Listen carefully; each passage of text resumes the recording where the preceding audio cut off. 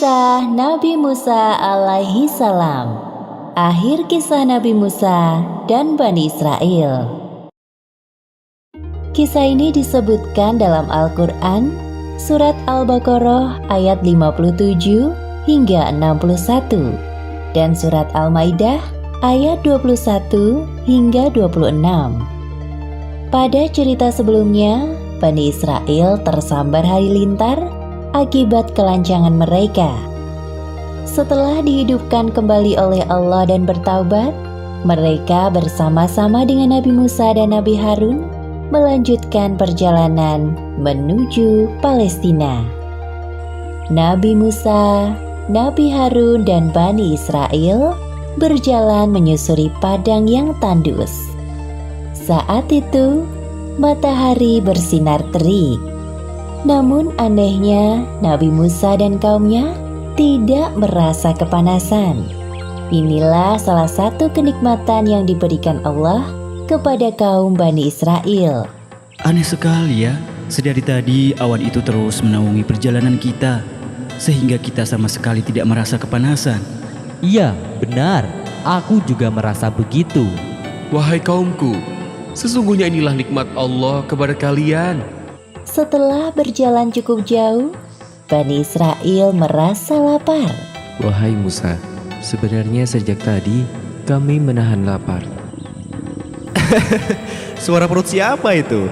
Tidak ada yang mengaku. Nabi Musa tersenyum mendengar keributan kecil yang diperbuat kaumnya. Kemudian beliau berdoa kepada Allah agar memberi makanan untuk kaumnya. Seperti yang disebutkan dalam Al-Quran, Surat Al-Baqarah ayat 57.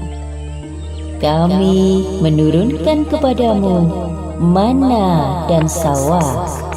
Makanlah makanan yang baik-baik dari rezeki yang telah kami berikan kepadamu. Bani Israel sangat bersemangat makan, dan wajah mereka berbinar-binar karena menikmati kelezatannya. Wah, lezat sekali makanan ini. Wahai Musa. Iya benar, baru pertama kali ini kami memakannya. Semua makanan ini berasal dari Allah. Jangan lupa kalian bersyukur kepadanya. Kami telah kenyang, wahai Musa, namun sekarang kami kehausan. Nabi Musa memohon air untuk kaumnya kepada Allah. Sebagaimana yang disebutkan dalam Al-Quran, Surat Al-Baqarah ayat 60. Lalu kami, Allah, berfirman, pukullah batu itu dengan tongkatmu. Kemudian Nabi Musa memukulkan tongkatnya ke sebuah batu besar. Bismillahirrahmanirrahim. Maka muncullah 12 mata air yang memancar dari sisi-sisi batu besar itu. Masing-masing suku mengetahui tempat minumnya. Air tersebut sangat cukup untuk menghilangkan dahaga dari kerongkongan Bani Israel yang kehausan. Permasalahan perut telah teratasi. Sekarang, Nabi Musa dan kaumnya kembali melanjutkan perjalanan. Setelah melakukan perjalanan jauh, akhirnya sampailah mereka di depan gerbang sebuah negeri bernama Palestina. Sebelum memasukinya, Nabi Musa berpesan kepada kaumnya, Wahai kaumku, Allah telah memerintahkan kita untuk menempati suatu negeri yang diberkahi, yaitu Palestina. Namun sebelumnya kita harus berperang melawan musuh yang menguasai negeri itu terlebih dahulu. Mendengar perintah Nabi Musa, Bani Israel tampak ketakutan. Mereka saling berpandangan satu sama lain. Wahai Musa, kami sangat takut untuk berperang. Apalagi kami dengar penguasa negeri itu kuat dan kejam.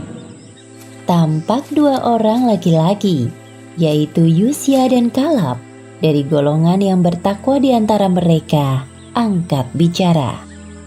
Mari kita serbu musuh dari pintu gerbang yang itu. Jika kita memasukinya, pasti kita akan menang. Hanya pada Allah kita berserah diri. Wahai Musa, sampai kapanpun kami tidak akan mau masuk ke dalam negeri itu selama masih ada penguasa kejam di dalamnya. kenapa tidak kalian saja yang masuk ke sana, lalu mengalahkan musuh-musuh itu? Kami akan menunggu saja di sini, karena kami sungguh takut.